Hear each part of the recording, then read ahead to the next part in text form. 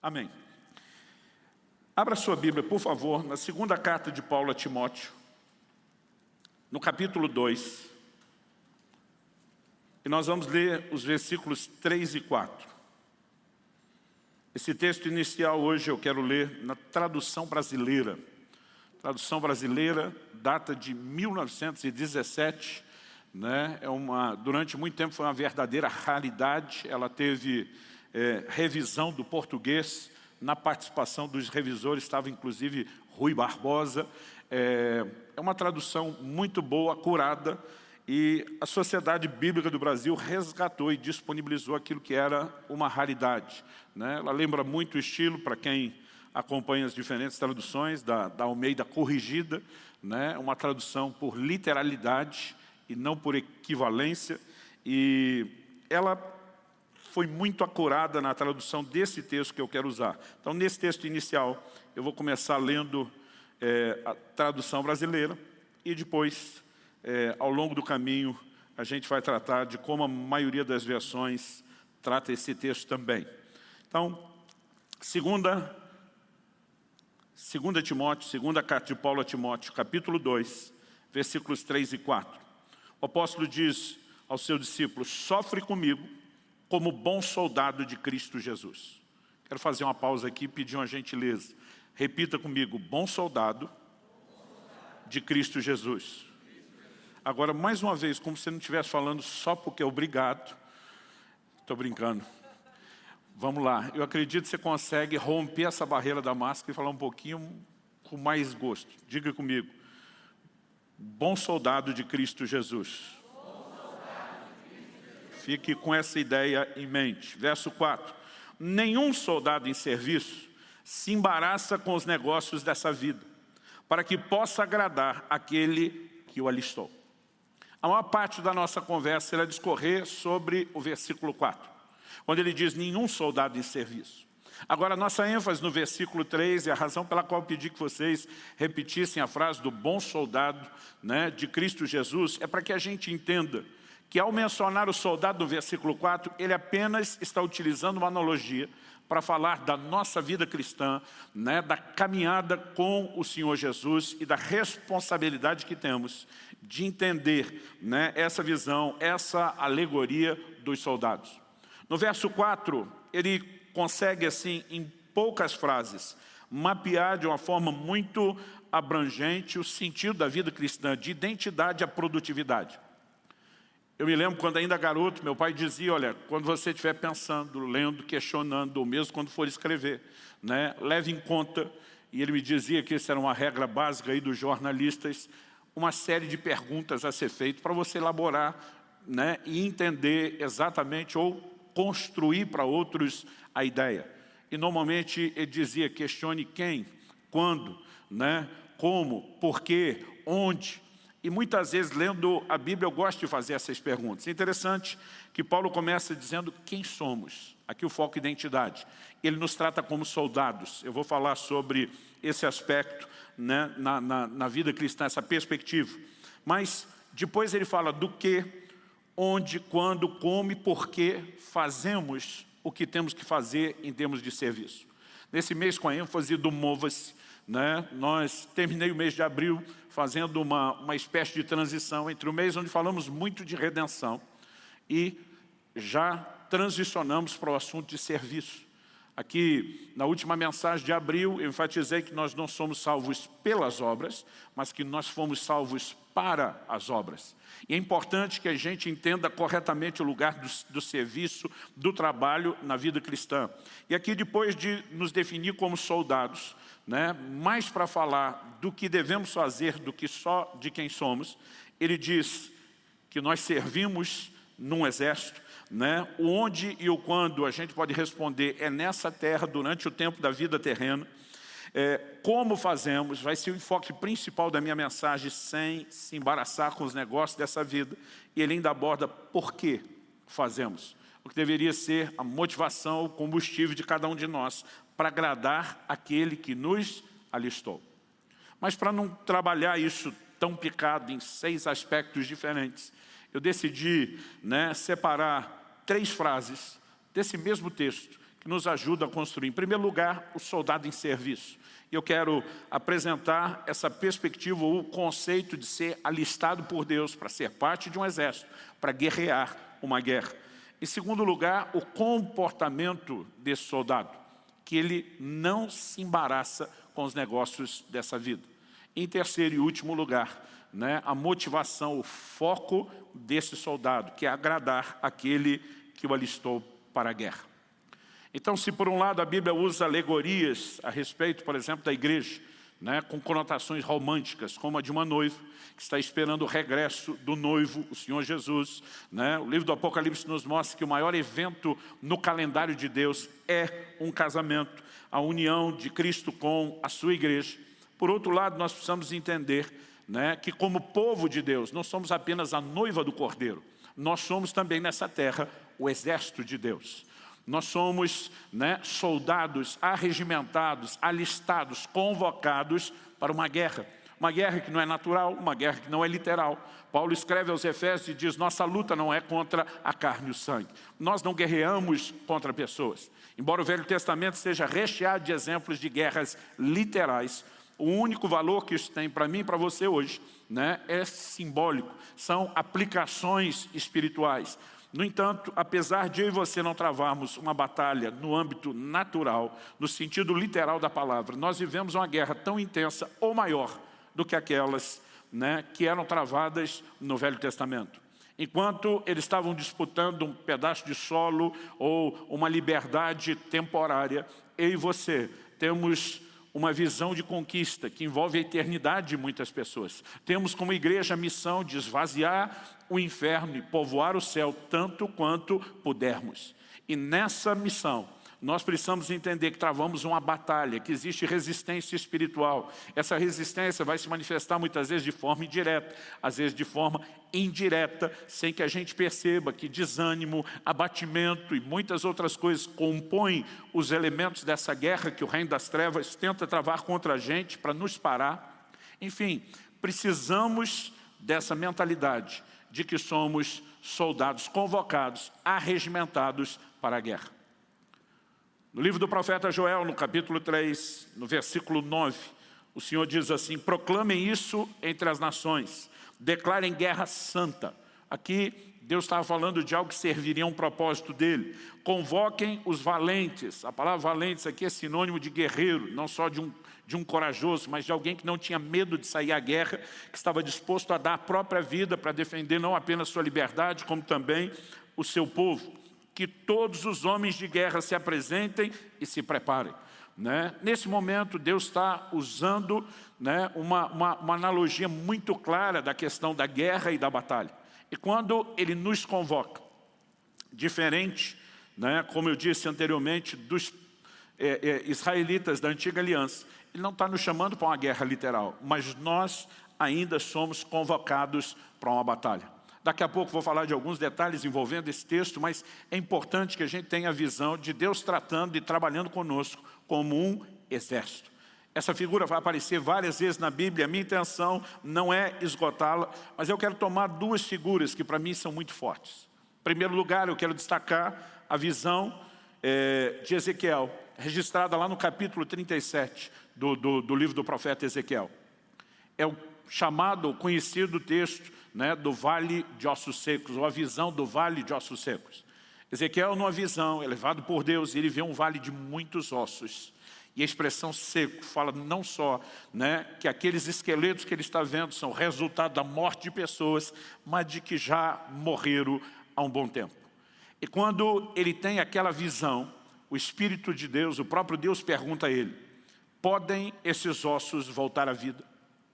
Ezequiel dá uma resposta muito interessante. Ele diz para Deus, tu sabes. Eu tentando me colocar no lugar de Ezequiel, imagino que eu só responderia isso como quem diz, não tenho nada a declarar. O Senhor conhece todas as coisas. Não sou eu que vou te informar coisa nenhuma, mas é quase uma forma jeitosa de dizer, acho que não. E o que Deus estava mostrando a Ezequiel, quando a nação de Israel vivia o auge da sua apostasia, é que ele tinha o poder de restaurar. Do capítulo 37 em diante, nós vemos muitos textos e porções falando de restauração, da restauração futura, da obra de Deus. Temos muitos paralelos que envolvem inclusive a nova aliança. E o fato é que na visão o Senhor diz para ele, profetiza, para que o Espírito sopre sobre esses ossos. E ele profetiza. E ele diz que de repente começa um rebuliço. Cada osso começa a se mexer e se juntar ao seu devido osso, né? Ao seu esqueleto, na forma correta de cada um deles. Ele diz, depois que os ossos se ajuntaram, ele diz, eu vi crescer músculos, tendões sobre eles. Ele enxerga o preenchimento da carne. Ele enxerga aqueles corpos sendo cobertos com pele, até que o fôlego de vida entra e eles se levantam. Mas a visão ali não é apenas da morte sendo vencido pela vida de Deus. A conclusão que ele chega no final é, então se levantou um numeroso exército. Em outras palavras, o que Deus, através dessa figura, está nos dizendo que a razão pela qual ele sopra vida onde há morte é porque, no final das contas, ele quer levantar um exército. Efésios capítulo 2, verso 1 diz que nós estávamos mortos nos nossos delitos e pecados, mas ele nos deu vida. Essa é a figura que dá início ao capítulo 2. O mesmo capítulo que vai dizer que nós não somos salvos por obras, mas pela graça mediante a fé, mas vai dizer no versículo 10, somos feitura dele, criados em Cristo Jesus para as boas obras. É justo dizer que Deus alcançou a mim e a você com segundas intenções. Ele não queria apenas a nossa salvação. Ele queria fazer de nós, depois da experiência de salvação, instrumentos para a salvação de muitos outros. É por isso que Paulo diz, eu prossigo para alcançar aquilo para o qual fui alcançado. Deus tinha em mente não apenas nos resgatar, mas à medida que ia resgatando cada um de nós, eu, você, cada um de nós, né? Deus tinha um plano e uma mentalidade clara. Eu estou levantando um exército que vai cooperar comigo para que muitos outros sejam alcançados. E nós não podemos perder de vista a visão, a razão pela qual Ele tem nos alcançado. Fomos chamados para ser o seu exército. Uma outra figura que me chama muito a atenção, e até porque Deus tem trazido essa aplicação sobre nós desde o início da igreja, é o texto de 1 Samuel, capítulo 22, quando Davi está fugindo de Saul, ele se refugia na caverna de Adulão. Enquanto ele está escondido ali, a notícia espalha em Judá, a tribo de Davi, seus pais, sua família vão visitá-lo. Mas a Bíblia diz que vieram também a Davi os amargurados de espírito, os endividados e até mesmo homens levianos. Todo mundo que estava com problema, fugindo de alguma coisa, parece ter encontrado alguma inspiração naquele guerreiro que agora também está fugindo dos seus problemas. E a verdade é que o que começa a acontecer a partir desse momento é muito interessante. A Bíblia diz que por meio de Davi, né? Você não tem um único versículo claramente resumindo isso, mas à medida que você lê a história, né, uma conclusão fácil de se chegar, de se deduzir, você percebe que Davi foi o primeiro, desde os dias que a nação de Israel saiu do Egito na liderança de Moisés, entrou em Canaã debaixo da liderança de Josué. Eles nunca possuíram a totalidade da terra prometida, nunca venceram todos os inimigos. Debaixo da liderança de Davi, Israel, pela primeira vez, consegue subjugar todos os inimigos à volta e tomar a posse completa da herança, daquilo que Deus havia prometido para eles. E a base do exército de conquista, né, desse talvez o mais glorioso, o exército com o maior poder de conquista que a nação de Israel já teve ou conheceu, foi formado a partir desses homens. Isso significa que Deus tem o poder de nos transformar. Você pode dizer amém? Mas eu lembro que antes de começar a igreja, enquanto estávamos na fase de gestação, de oração, de planejamento, buscando direção de Deus, eu me lembro de um dia, né, uma experiência que eu tive inesquecível. Não foi algo que eu consiga classificar dentro daquilo que a gente chamaria de comum. Para mim foi uma manifestação profética e do Espírito Santo muito intensa, acima da média. Ele começou a trazer orientações claras sobre como eu deveria conduzir a igreja desde o início. Ele começou a me orientar a respeito do que eu tinha que fazer fora no ministério extralocal e como eu tinha que equilibrar os dois chamados servindo a igreja. E uma das primeiras palavras que Deus nos deu a respeito dessa igreja antes de nascê-la, naquele dia, o Senhor falou assim comigo: estou te confiando uma caverna de Adulão.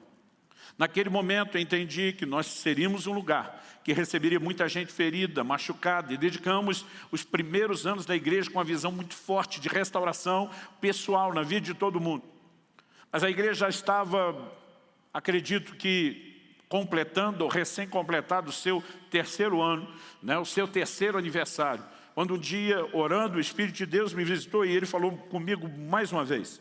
Ele diz, você não entendeu aquilo que eu falei a respeito dessa igreja antes de começá-la. O Senhor disse, quando eu falei a respeito de uma caverna de Adulão, você entendeu apenas uma parte. Que eles chegariam precisando de ajuda e de restauração, e que esse seria um lugar e um ambiente de restauração. E o Senhor diz, você simplesmente parou aí, mas a história é maior do que essa. Essas pessoas restauradas passaram a compor um grande exército, que teve um grande poder de conquista. O Senhor diz, enquanto você apenas fazer com que as pessoas acreditem na restauração, pela restauração, sem nenhum propósito, você não está conduzindo eles no caminho que eu determinei. O Senhor diz, se você quer cumprir o propósito que eu tenho para vocês como casa, você precisa não apenas dizer que esse é um ambiente de restauração, mas que o produto final, aquilo que Deus deseja nos tornar, são verdadeiros valentes que compõem o seu exército e que vão fazer diferença para estabelecer a conquista do reino do próprio Deus. Quem está entendendo, diga amém. Então nós somos chamados para viver, para assumir, para caminhar nesse lugar de serviço. Mas não apenas um serviço qualquer. Eu creio que essa mentalidade, somos parte de uma guerra, fomos arregimentados para um exército, estamos lutando pelo nosso rei, estamos lutando pelo nosso reino, é uma figura que precisa estar no meu e no seu coração. E depois que entendemos aquilo que Deus nos chamou para ser, a gente precisa entender o como nós vamos trabalhar e executar essa missão. E aqui que eu quero dar um pouquinho mais de ênfase. O segundo ponto a ser destacado, depois do soldado de serviço, é que ele não se embaraça com os negócios dessa vida. Algumas traduções apenas dizem que ele não se envolve com os negócios dessa vida, né? A NVI diz, não se deixe envolver. A Almeida atualizada, a nova Almeida atualizada, não se envolve. E eu, particularmente, decidi usar e enfatizar hoje a tradução brasileira por uma questão muito específica. Essa palavra que aparece no original grego, traduzida aqui como envolve, é a palavra empleco. Ela significa entrelaçar, enredar, e também tem o sentido de envolver-se em. No entanto, a palavra envolver, ela não é tão forte no sentido do texto e do contexto que a Bíblia ensina sobre isso. Porque envolvimento pode ser algo superficial. Agora, estar enredado, entrelaçado, preso, amarrado, é outra conversa. E por que eu quero fazer essa distinção? Durante muito tempo eu tive uma interpretação equivocada desse texto. Eu acreditava que Paulo estava falando literalmente sobre não se envolver com negócios terrenos. E eu imaginava que ele estava falando só para os ministros de tempo integral. Soldados de serviço, aqueles que têm um chamado para viver só pelo reino, se doar integralmente ao ministério. Então eles não poderiam ter outra vocação. Eles não poderiam ter uma outra atividade paralela. E durante muito tempo, eu carreguei isso como uma convicção não só pessoal, mas apertei muitos pastores que eram o que nós chamamos de bivocacionados. Não estavam integrais no reino de Deus. Vi meu pai uma vida inteira, né, servir no ministério como voluntário, e somente quando se aposentou é que ele foi para o ministério de tempo integral. Até porque não havia a menor condição dele se doar ao ministério e suprir a casa. Então, ele tomou essa decisão. E muitas vezes eu ficava pensando, meu pai podia ter sido mais arrojado, devia ter sido um homem de fé. Cheguei a falar para alguns pastores, olha, se você está à frente, não consegue acreditar nesse negócio a ponto da sua vida, passa para outro, que assuma nesse nível. E não quero dizer que alguns desses argumentos estejam completamente equivocados. Mas quando nós fazemos isso a partir desse texto, obviamente há um equívoco. Por quê? Paulo não está falando de um ministro de tempo integral. A gente sabe isso porque, embora ele esteja escrevendo a Timóteo, que estava muito envolvido no ministério, ele usa uma linguagem que fala da vida cristã, que fala a respeito de todo cristão.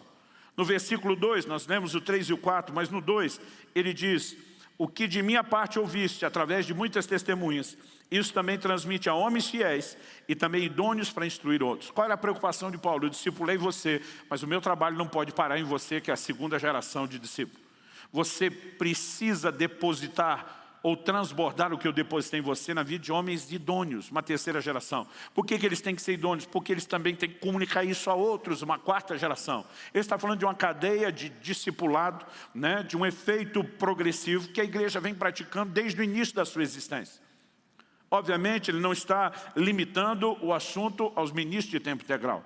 Uma outra razão pela qual eu entendo que Paulo não está dizendo isso é porque nem ele viveu isso.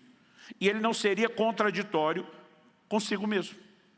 Em Atos, no capítulo 18, se for rápido de endereço, me acompanhe. Atos 18, do versículo 1 até o 5. A Bíblia diz assim: depois disso, deixando Atenas, Paulo foi a Corinto. Lá encontrou um judeu chamado Áquila, natural do Ponto, recentemente chegado da Itália, com Priscila, sua mulher, porque o imperador Cláudio havia decretado que todos os judeus deviam sair de Roma. Paulo aproximou-se deles e, como tinha o mesmo ofício, passou a morar com eles e ali trabalhava. O ofício deles era fazer tendas. Então Paulo se une a esse casal e eles passam a fazer tendas juntos. Esse é o trabalho deles. Você não vê Paulo, né, mera e simplesmente dedicado ao ministério, dizendo não posso fazer outra coisa em hipótese nenhuma. Agora, o versículo 5 diz assim: quando Silas e Timóteo chegaram da Macedônia, Paulo se entregou totalmente à palavra, testemunhando aos judeus que Jesus é o Cristo. Até eles chegarem, trabalhava durante a semana, aos sábados ele ia na sinagoga e pregava uma vez por semana. Quando os seus companheiros, cooperadores de ministério chegam, e a sensação que eu tenho é que ele diz: até então eu estou provendo sustento, agora vocês podem me ajudar nisso, né, e me liberar um pouquinho mais para que eu execute. Então Paulo sabia momentos de se envolver com um trabalho natural, gerar o seu próprio ganho. Ele diz aos coríntios: vocês sabem que as minhas mãos me proveram sustento. Ele menciona isso no relato também de Atos capítulo 20, numa conversa com os presbíteros de Éfeso. Então, ele não estaria dizendo que agora um outro ministro não pode envolver-se. Aqui envolvimento na ideia de algo superficial, não necessariamente profundo, com negócios dessa vida, com trabalho natural. Aliás, eu creio que até essa distinção que a igreja tem feito demais sobre o que é sagrado de um lado e o que é secular, natural de outro, muitas vezes tem nos levado a equívocos. Porque nós simplesmente deixamos de tratar como espirituais coisas que deveriam ser. Por exemplo, a família, o próprio cuidado da família, né? Uma pessoa precisa trabalhar, não apenas porque a Bíblia diz que quem não trabalha não coma, mas quem tem uma família constituída tem que ser o provedor da sua casa. Paulo diz em 1 Timóteo 5,8, se alguém não cuida dos seus, e quando você olha o contexto do capítulo 5 de 1 Timóteo, cuidar dos seus ali é botar comida na mesa, roupa no corpo e um teto sobre a cabeça. Ele diz que quem não cuida dos seus negou a fé e é pior do que o incrédulo. A gente não pode olhar para a responsabilidade de trazer provisão para casa e dizer, isso não é espiritual. Se falharmos nisso, quebramos o relacionamento com Deus. No entanto, muitas vezes essa visão tem nos feito perder de vista algo importante, que é o quanto Deus deseja nos usar num ambiente de trabalho e de negócios.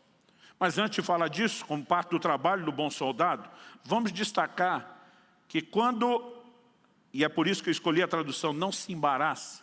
Quando você percebe Paulo dizendo, não se enreda, não se deixa prender pelos negócios dessa vida, ele não está dizendo de algo que você não pode fazer. Está dizendo de algo que você deveria fazer sem se prender a isso, a ponto de negligenciar o outro chamado. Então, muitas vezes, por conta de uma perspectiva errada, nós não compreendemos devidamente um assunto. É aquela velha história, né, do irmão que um dia me falou, pastor, já dizia a Sagrada Escritura, o dinheiro é a raiz de todos os males. Eu falei, a Bíblia nunca disse isso. Paulo, escrevendo a Timóteo, diz que o amor ao dinheiro é a raiz de todos os males. Ele olha para mim e pergunta, qual a diferença? Eu falei, a diferença é enorme. Porque se o amor ao dinheiro é a raiz de todos os males, você pode ter amor ao dinheiro sem ter dinheiro. E além de estar quebrado, ainda tem a raiz de todos os males. Agora, alguém pode ter dinheiro sem amá-lo. É por isso que o Salmo 62:10 diz, se as vossas riquezas aumentam, não ponhais nelas o coração. Alguém diz com muita propriedade, errado não é o crente ter dinheiro, errado é quando o dinheiro tem o crente. Aliás, Existe uma definição parecida com isso, a respeito de avareza, que data lá, data já muitos séculos. E essa definição é a seguinte: o avarento não possui as coisas, são as coisas que o possuem. Então, enredar para mim é quando a pessoa se prende àquilo que não deveria. Existem coisas que são lícitas, elas não são necessariamente proibidas, mas o envolvimento errado com aquilo pode tornar aquela prática errada. Por exemplo, descansar é mandamento bíblico, mas o livro de Provérbios condena preguiça. Tem gente que quer descansar demais. Então o problema não é o descanso, não é ele que tem que ser colocado, né, no banco dos réus, é a maneira como se lida com ele. E a gente pode falar muita coisa. A Bíblia diz que Deus criou o estômago para os alimentos, o alimento para o estômago. Mas comer demais é um gerenciamento errado daquilo que é bom e pode se tornar, portanto, errado. Não porque a comida em si seja errada, mas a maneira de lidar com ela se torna errada. Nós podemos falar a mesma coisa a respeito da imoralidade. Deus criou o sexo e deu como dádiva, como bênção para o casal. Mas se praticado fora dos limites determinados por Deus, dentro do casal ou fora do casamento, aquilo que era para ser bênção se torna errado. Então a questão não é se o sexo em si é bom ou ruim, certo ou errado. Depende da forma como se administra. E acredito que esse é o olhar que nós precisamos ter a respeito dos negócios. Não importa se a gente está falando do trabalho, né, de alguém que está lá, registrado em carteira, ou se alguém que é um empreendedor e tem o seu próprio negócio. Quando a Bíblia está falando dos negócios dessa vida, nós precisamos entender, aliás, até ouvindo a declaração de Jesus, quando seus pais o esqueceram no templo, e volta e pergunta onde você estava, como que você fez isso com a gente? E diz, eu não devia estar cuidando dos negócios do meu pai. Então, Jesus usa uma linguagem que normalmente se limitava só àquilo que é terreno, os negócios terrenos, para falar dos negócios do Pai. Quem está listado nesse exército não se enrosca com os negócios dessa vida, mas se envolve. Aliás, a Bíblia nos mostra não apenas que nós podemos nos envolver, mas que nós podemos usar isso para propulsionar o próprio reino de Deus. No entanto, não podemos deixar de olhar para o embaraço, né, a prisão, as coisas dessa vida, como algo muito danoso, muito perigoso. Em Marcos 4, num dos registros que nós temos da parábola do semeador, nos versículos 18 e 19, Jesus, se referindo àquela semente que caiu entre espinhos, ele diz assim, os outros, os semeados entre os espinhos, são os que ouvem a palavra, mas as preocupações desse mundo, a fascinação da riqueza e outras ambições aparecem e sufocam a palavra, e ela fica infrutífera. Ou seja, uma pessoa que carrega o que o próprio Cristo denominou aqui de preocupações deste mundo, focado só no que é terreno, né? Uma pessoa que carrega o que ele chamou aqui de fascinação da riqueza, um atrativo exagerado para os negócios ou os ganhos, ou o que ele chamou aqui de outras ambições. Ele está dizendo que esse tipo de gente acaba, né, permitindo que essas questões não resolvidas, não administradas, sufoquem a ação da palavra de Deus. No entanto, se lidamos de forma correta, os negócios dessa vida podem não apenas deixar de ser um perigo para mim e para você, como eles podem fluir, né? Não disputando, não concorrendo, mas cooperando com o propósito de Deus. Primeira carta de Paulo a Timóteo diz o seguinte, nos versículos 17 a 19. Paulo diz, exorte os ricos desse mundo. Aqui está falando de gente que tinha, né, cascalho, como diziam os antigos, de gente que tinha um poder aquisitivo de expressão, por isso são chamados de ricos. Ele diz, exorte os ricos desse mundo a que não sejam orgulhosos, nem depositem a sua esperança na instabilidade da riqueza, mas em Deus, que tudo nos proporciona ricamente para o nosso prazer. A gente olha essa frase, Deus proporciona tudo ricamente para o nosso prazer. A tradução mais antiga diz para o nosso aprazimento. E muita gente lê aquilo sem parar para pensar que é para o nosso deleite, para o nosso prazer. Então, em primeiro lugar, Deus não está nem dizendo que você não pode desfrutar. O que você não pode é se transformar numa visão egoísta, numa represa, em vez de ser como um leito, um rio, onde a água entra, a água sai. E aí ele começa a falar da importância de compartilhar e diz que eles façam bem. Sejam ricos em boas obras, generosos em dar, prontos a repartir, ajuntando para si mesmo um tesouro que é sólido fundamento para o futuro, a fim de tomarem posse da verdadeira vida. Ele está dizendo aqui, vocês podem ser ricos, está montado na grama, mas lembra, não confie na instabilidade da riqueza. Nada aqui é permanente. Ele diz lá, juntando tesouro no céu, ele diz, é um sólido fundamento. Eu gosto da distinção que ele faz entre algo instável e o sólido fundamento para o futuro, né? O foco na vida eterna. Então, nós precisamos entender, né, que até o conceito que Jesus usou de ser rico para com Deus, quando ele fala com aquele jovem, né, que era um jovem muito rico, ele diz, dá o que você tem aos pobres, vende o que você tem, dê tudo aos pobres e me segue, então terás um tesouro no céu. Jesus não está dizendo que só tem tesouro no céu quem não tem tesouro terreno.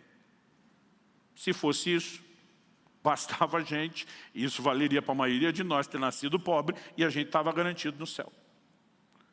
Jesus está dizendo que tesouro no céu se constrói com a forma como nós usamos os tesouros terrenos. Quem está entendendo, diga amém. Então não estou falando contra isso. Agora, o que pode ser bênção, se nós não lidarmos da forma correta, também pode ser maldição, pode ser pedra de tropeço. Então ele está dizendo, não pode se embaraçar. Escrevendo aos Coríntios, no capítulo 7, Paulo diz, tudo tento, mas nada possuindo. É muito interessante essa frase, né? Em outras palavras, ele está dizendo a capacidade de ter, sem que aquilo nos tenha. Aí você tem um coração correto, que não te prende.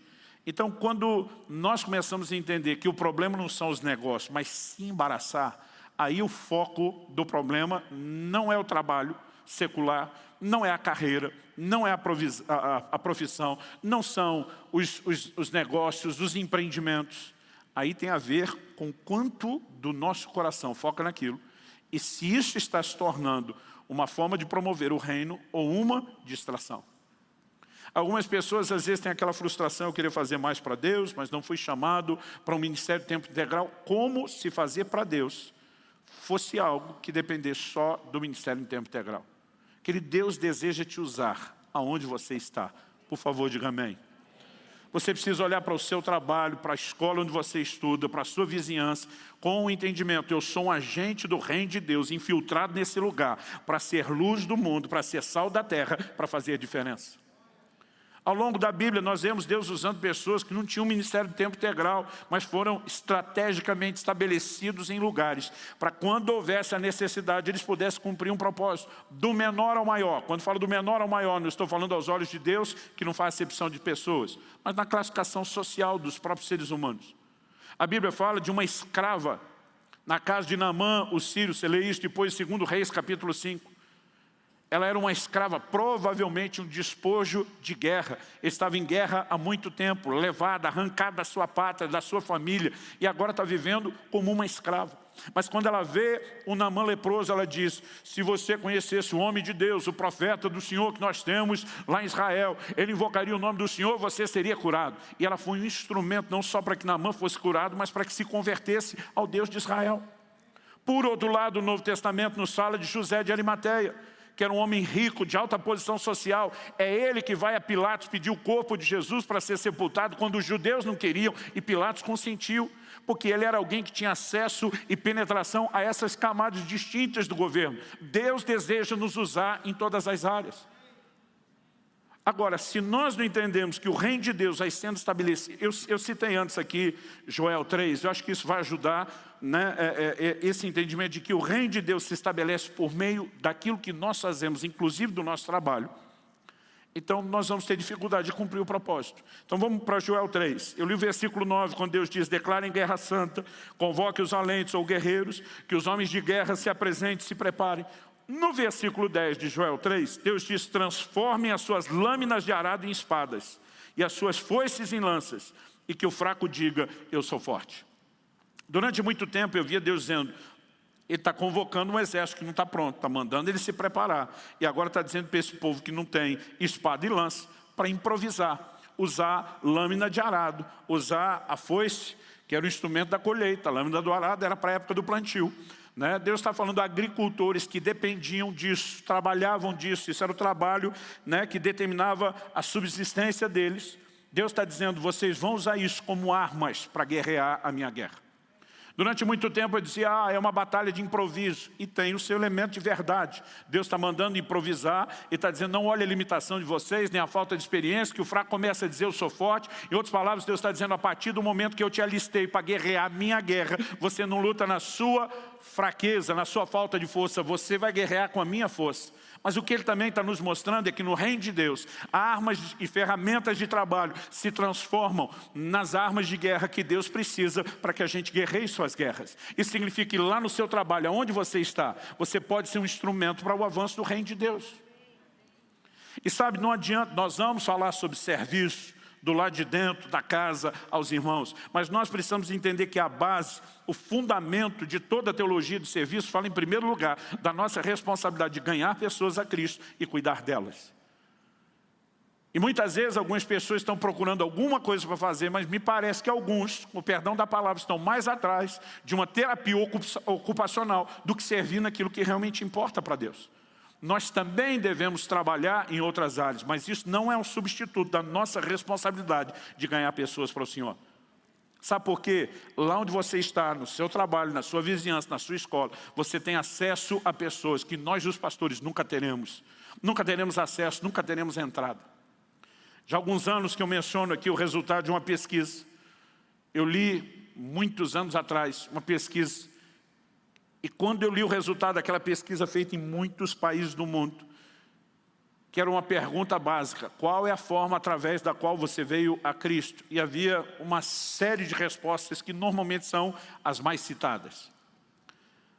E dessas 8 principais, a disparada na frente, com quase o dobro do que todas as outras 7 tinham junto, era a resposta. Fui conduzido a Cristo por meio de um parente ou um amigo. Relacionamentos. Eles têm se demonstrado ao longo da história uma das ferramentas mais eficazes no processo de evangelismo. Aí eu não acreditei muito naquilo e decidi fazer a nossa própria pesquisa dentro da igreja. Os resultados foram muito semelhantes, quase idênticos, pouca variação no percentual. Pensei, a amostragem está pequena. Quando o Ibope ou Datafolha vai fazer uma pesquisa, no mínimo 2.000, 2.500, de preferência 3.000 entrevistados. Peguei e joguei isso no nosso site na internet. E só parei a enquete quando tínhamos 6.613 votos. Uma boa amostragem, não só local, mas em relação ao resto do país. O resultado dessa pesquisa com 6.613 votos, fazendo a pergunta, como você foi conduzido a Cristo, nos deu como resposta, número 1, por um amigo ou parente, 64,71%. Quase 65%, ou seja, 4.279 votos. Mas aí, em segundo lugar, o que é que veio, pastor Luciano? Por uma necessidade especial. 15,24%, ou seja, 1.008 votos. Em terceiro lugar, assistindo a um culto. 6,47% apenas das pessoas. Ou 428 votos. Em uma atividade da igreja, você percebeu que vai baixando cada vez mais, 4,52%, 299 votos. Por uma visita, 3,01%, ou 199 votos. Agora, pasmem, através do pastor, 2,57%. 170 votos para envergonhar o sindicato. 7, através de um estudo bíblico, 2,1%, 139 votos. Em oitavo lugar, pasme ainda mais, em uma campanha evangelística. 1,38%, ou apenas 91 votos. Não estou dizendo que a gente não deva fazer campanha, que a gente não deva fazer visita, que a gente não deva convidar as pessoas para o culto. Estou dizendo que talvez a gente não esteja explorando o meio de acesso com maior poder. E sabe o que é interessante? Que se a gente tivesse acesso a essas pessoas para uma segunda avaliação, deixando de lado quem foi, assumiu de cara, foi trazido por um amigo e um parente, a gente perguntaria, ok, por uma necessidade especial, e nessa necessidade especial, quem te ajudou? A maioria diria, um amigo ou um parente. Se a gente perguntasse assistindo um culto, como que você descobriu o culto? A maioria diria, fui convidado. Ou, às vezes, recebi a indicação, hoje precisamos pensar nos cultos à distância virtuais, por meio de quem? Um conhecido. E a lista vai, seja falando de uma atividade na igreja, de uma visita, né, de um estudo bíblico, campanha evangelística, como que o cara apareceu lá no meio da campanha. A maioria das pessoas que ainda deram outras respostas, quando a gente conversa e vai mexer um pouquinho mais, diz não, por trás também tem um amigo e parente. Pastor, o senhor ficou muito arrasado com a pesquisa através do pastor? Não, a maioria dos que eu ganhei é Jesus, não ganhei como pastor. Ganhei como um conhecido, né? Ou, às vezes, uma oportunidade que Deus criou em algum lugar, mesmo que não fosse conhecido. A maior parte do tempo, quando as pessoas tomam uma decisão por Jesus aqui, eu acredito que o crédito não é dado ao pastor que fez o apelo, mas a você que trouxe a pessoa, chorou por ela diante de Deus, intercedeu, jejuou, batalhou. Mas nós precisamos entender o poder que isso tem. Mas porque desprezamos isso e achamos que o que fazemos lá fora é natural, não é santo, nós temos perdido o poder de impacto que poderíamos exercer. Então o que Deus quer que a gente tenha em mente é que desde que os negócios dessa vida não nos enredem, eles podem servir a um propósito. Não apenas de tirarmos provisão para o sustento da nossa casa, seria muito egoísta parar só aí, mas de entendermos que é o lugar onde Deus nos planta para que a gente faça diferença. E acredito, se nós vivêssemos assim, cada dia de trabalho, a nossa conduta seria diferente.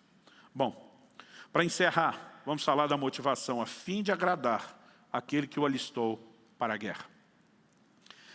A palavra aqui, traduzida agradar nessa versão, ela tem diferentes possibilidades de tradução.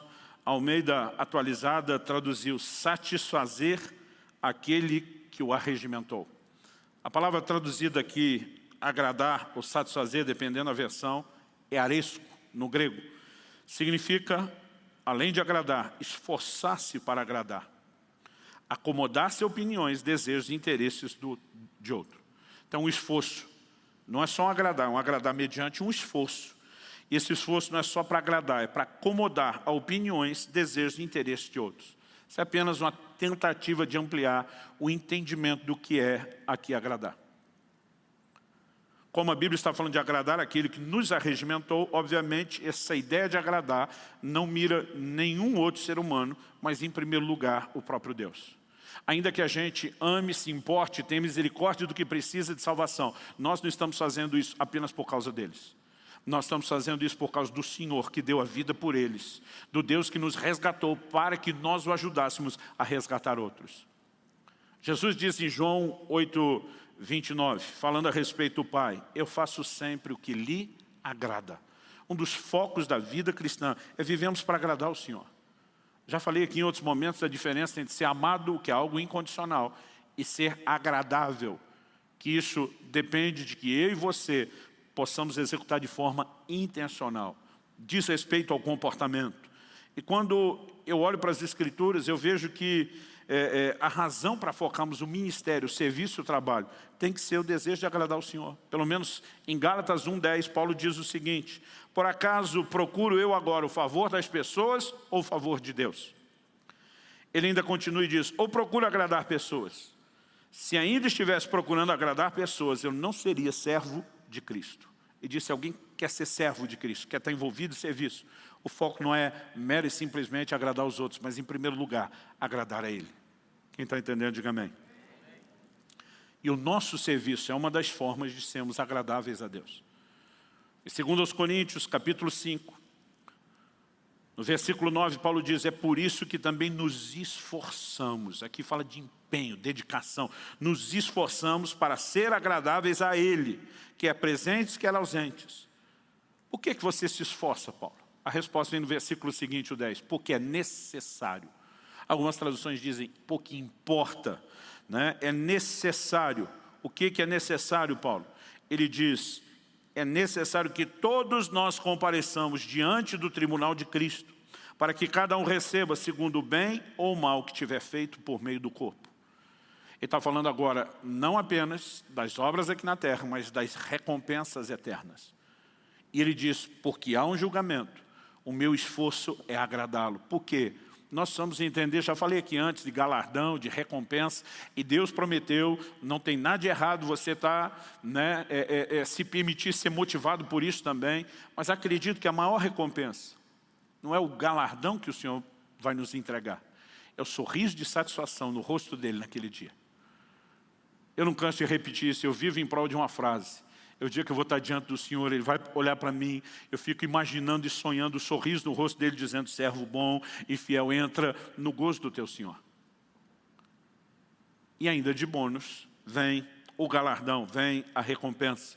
Em Hebreus 12, 28, a Bíblia diz, por isso, recebendo nós um reino inabalável, retenhamos a graça pela qual sirvamos a Deus de modo agradável, com reverência e temor.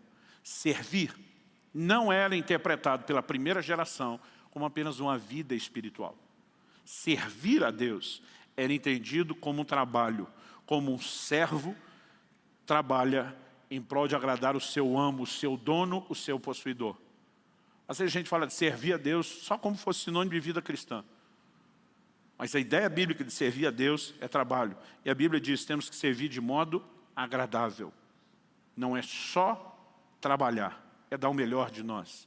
É trabalhar alinhado com o plano, o propósito e a motivação de Deus. Quem está entendendo, diga amém. Para encerrar, eu quero compartilhar uma impressão que Deus me trouxe. Acredito que isso não é só uma ilustração, usando uma figura bíblica, mas acredito que é uma figura e uma mensagem profética para nós. Em Juízes, no capítulo 15, dos versículos 9 a 15, eu não vou ler o texto todo, mas nós temos o relato de quando os filisteus vêm com um grande exército para prender Sansão, que havia lhes feito mal e trazido prejuízo.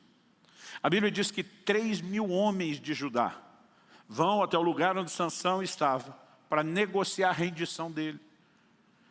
Indiretamente que esses 3.000 homens, que já poderia ser um belo de um exército de combate, estão dizendo, Sansão, nós não queremos lutar. Foi você que arrumou sarna para se coçar, que cutucou a onça com vara curta, você foi provocar os homens, e nós queremos ficar de boa, na tranquilidade. Então é o seguinte, nós viemos aqui para te entregar, para não ter luta. Sansão olha para aquela turma e diz, vocês prometem que não vão me matar? Ele diz, não vamos, só vamos te entregar na mão dos filisteus. Ele se rende, eles o amarram com cordas novas, diz a Bíblia. Significa que não estavam ressecadas, eram muito firmes. Todo mundo conhecia os testemunhos de Sansão, dizendo, não é qualquer coisa que vai prendê-lo. E agora estão levando ele para entregá-lo de bandeja aos filisteus. Os filisteus, quando vêm chegando, já saem ao encontro jubilando. E aí que a história muda. A Bíblia diz, então, o Espírito de Deus se apossou de Sansão. Umas versões diz, veio sobre ele, outras diz, se apossou, se apoderou de Sansão. A Bíblia diz, e as amarras que os prendiam se tornaram como fios de linho queimado, incapaz de retê-lo. Ele simplesmente as arrebenta. E se nós estamos enfatizando aqui a importância dos soldados desprendidos, nós precisamos entender o que é que Deus quer fazer com os soldados dele que estão presos. Ele quer trazer rompimento, Ele quer trazer liberação, Ele quer trazer desprendimento. Isso acontece quando o Espírito de Deus vem sobre as nossas vidas. Aos 15 anos de idade eu fui batizado no Espírito Santo e as pessoas perguntam, pastor, o que mudou? Eu digo muita coisa, mas a principal, eu me tornei obcecado para servir a Deus. Parece que servir a Deus era a meta da minha vida, não existia mais nada que eu conseguia enxergar. O próprio Jesus estava dizendo, olha, vocês vão ser minhas testemunhas, mas ninguém arreda o pé, ninguém vai a lugar nenhum, ninguém tenta fazer nada, até que do alto vocês sejam revestidos de poder. Mas ele está dizendo, quando vier o Espírito Santo sobre vocês, será impossível não testemunhar. E nós precisamos nos submeter ao toque, à ação e à manifestação do poder do Espírito Santo. Tem muita gente que andou se embaraçando e se prendendo com os negócios dessa vida, que não tem tido mais a percepção do serviço, de um chamado, a capacidade de enxergar almas e pessoas que precisam ser salvas, e o Espírito de Deus pode trazer esse toque na sua vida.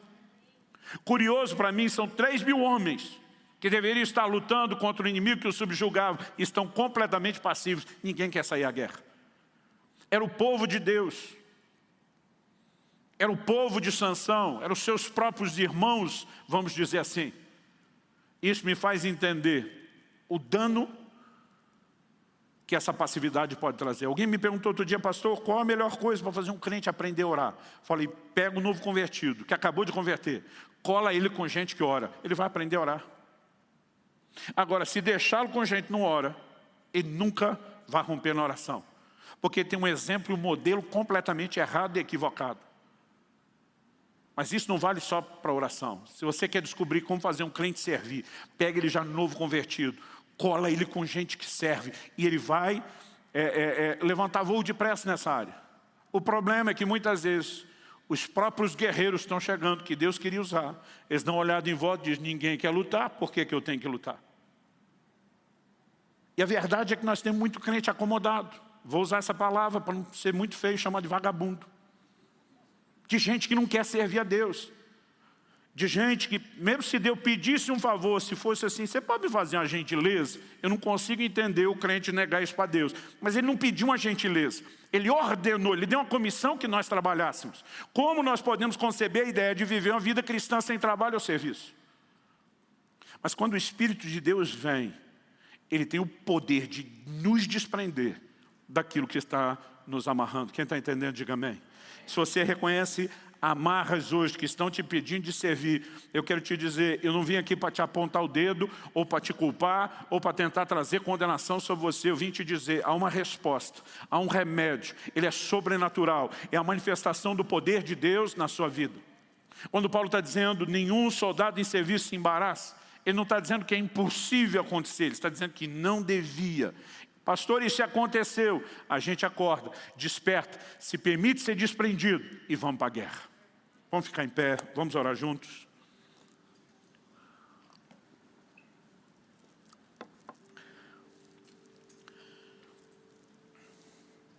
Eu quero te convidar a falar com Deus.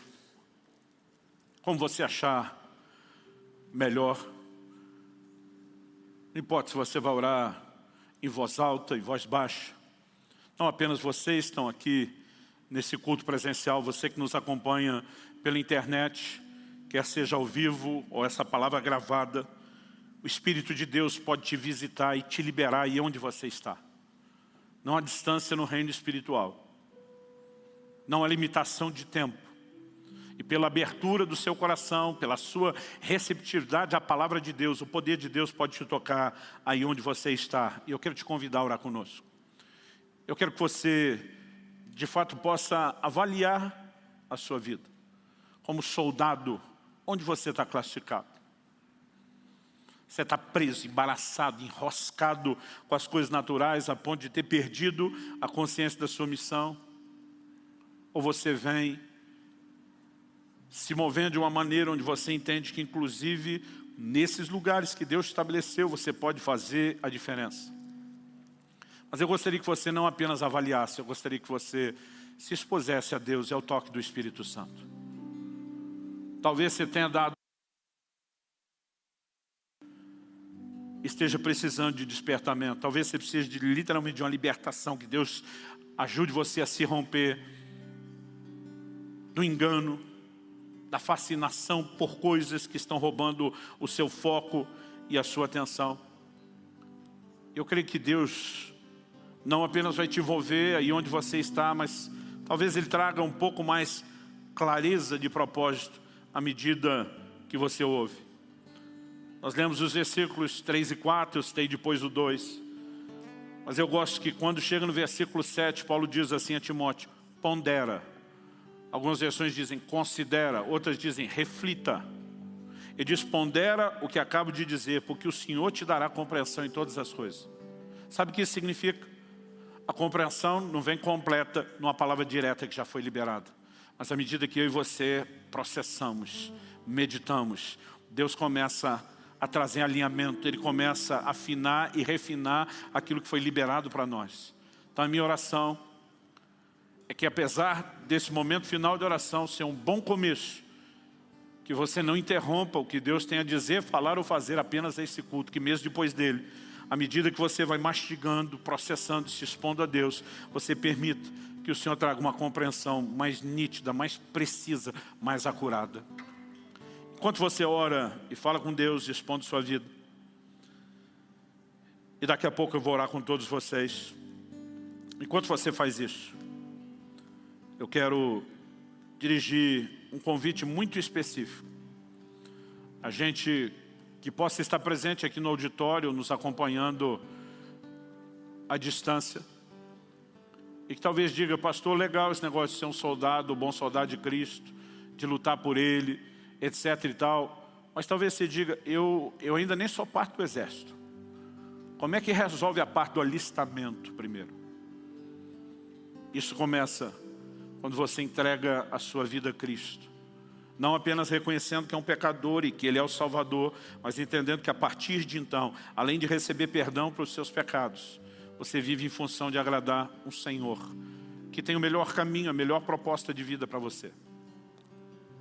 Ou talvez você esteja aqui hoje ou nos acompanhando e seja um desertor desse exército. Alguém que já lutou nessas fileiras, mas por alguma razão, e não importa a gente discutir, muito menos te julgar por isso, você simplesmente se desviou e se afastou. E você sabe que o amor de Deus está literalmente inundando o seu coração, a sua vida agora. O chamado, aquela coisa que um dia já ardeu dentro de você, parece estar sendo incendiado, e você sabe que o Senhor te quer de volta. Então aqueles que talvez precisam tomar a decisão de entregar a vida a Cristo, mas aqueles que precisam de uma reconciliação, de um recomeço. E eu gostaria de orar com você antes de terminar essa reunião. Gostaria de orar com você e te dar a oportunidade de se decidir. Mas normalmente a gente não pede para a pessoa fazer isso sozinha, onde está, escondido e discreto. Por que não fazemos dessa maneira? Porque Jesus diz: todo aquele que me confessar diante dos homens, e diz: eu também o confessarei diante do meu Pai e dos anjos que estão nos céus. Mas ele também disse: aquele que me negar diante dos homens, eu também o negarei diante do meu Pai e dos anjos do céu. Então isso é um assunto que se resolve em público. No entanto, é bom você saber que esse público não está aqui para te julgar, estão aqui para te apoiar. Estão torcendo por você, orando por você nesse momento. Porque o que a Bíblia nos ensina é que a festa nos céus quando o pecador se arrepende. E a gente faz festa aqui também, cada vez que alguém decide se entregar a Cristo e recomeçar. Então quero fazer a pergunta: quantos de vocês que estão aqui hoje, que ainda não entregaram sua vida a Jesus e querem fazer isso, ou que se afastaram e querem se reconciliar, dê um sinal com a sua mão. Se você quer tomar essa decisão hoje, eu quero que você dê um sinal com a sua mão aí onde você está. Levante sua mão bem alta, graças a Deus. Quem mais? A Bíblia diz: se hoje ouvides a sua voz, não endureça o coração. Deus provoca, mas você precisa de uma resposta aí dentro. Às vezes tem gente que diz: eu posso resolver isso depois. Às vezes eu digo: até pode ou talvez não possa. Você não sabe nem quanto tempo de vida tem para deixar isso para depois. Mas a Bíblia diz: hoje é o dia aceitável. Hoje é o tempo da salvação. Eu gosto de dizer que o tempo da salvação não é amanhã, é hoje, é agora. Esse é o momento. Se Deus está falando ao seu coração, não relute, não lute contra isso. Apenas se renda. Vocês que levantaram a mão, eu quero pedir mais uma gentileza. Que vocês possam rapidamente sair do seu lugar, vir aqui embaixo à frente. Nós vamos manter o distanciamento, mas eu quero que você venha para cá o mais rápido que puder. E eu quero pedir a você que está no seu lugar, dá uma checada com alguém aí à sua volta, à direita, à esquerda. Pergunta para ele se já entregou sua vida a Jesus. Mesmo se a pessoa falar que sim, dá um double check. Fala: tem certeza? Fala para ele: se você quiser, nós vamos juntos. Deus seja louvado. Quem mais? Quem mais?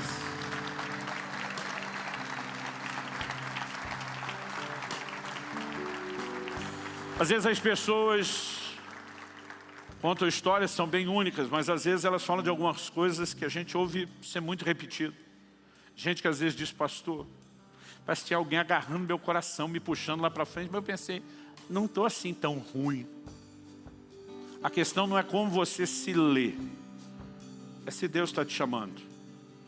E se você sente que apesar de estar lutando aí com a sua razão, algo apertando seu coração, quase te empurrando: vai lá agora, corre para lá. Sai do seu lugar e vem para cá, se une aqui com a gente.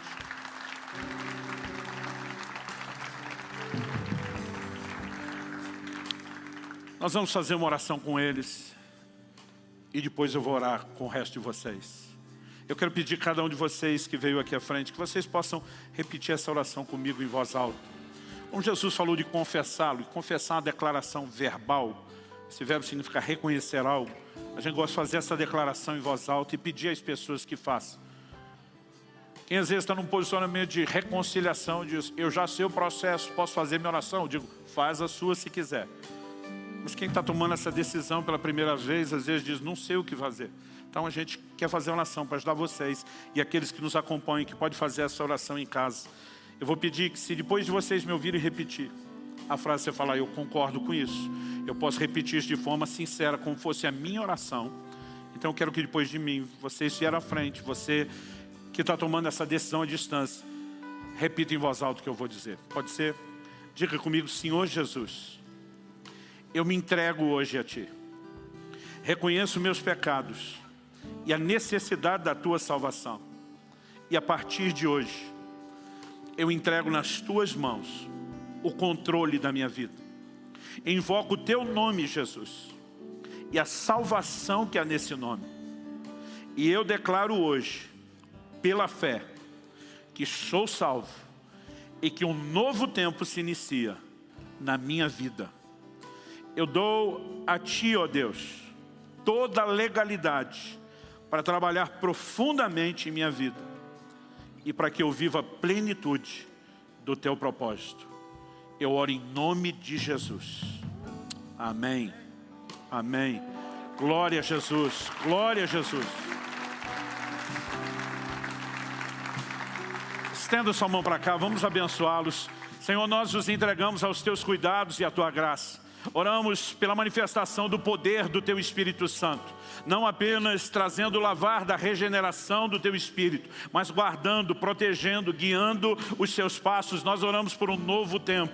Declaramos sobre a vida de cada um deles as Tuas palavras, Senhor Jesus. Perdoados são os seus pecados. Oramos de fato que debaixo da ação sobrenatural de Deus haja regeneração, haja novo nascimento, haja recomeço para a glória de Deus. Nós abençoamos, oramos, sejam fortalecidos para essa jornada em nome de Jesus. Amém, amém. Eu quero pedir uma última coisa a vocês que vieram aqui. A gente quer dar uma lembrancinha para vocês desse dia, desse momento, dessa decisão. E se vocês permitirem concordarem, só se vocês permitirem concordarem, a gente queria pegar também os dados de vocês para fazer algum contato, orar por vocês. Então, para a gente fazer isso, é 2 a 3 minutinhos. Eu vou pedir que vocês sigam esse pessoal que está aqui à minha direita. Eles vão entrar numa sala, que a porta também está aqui à minha direita, é uma sala ampla. Vocês vão manter o distanciamento lá também, né? E a gente quer abençoar vocês. Mais uma salva de palmas a Deus e a eles por essa decisão.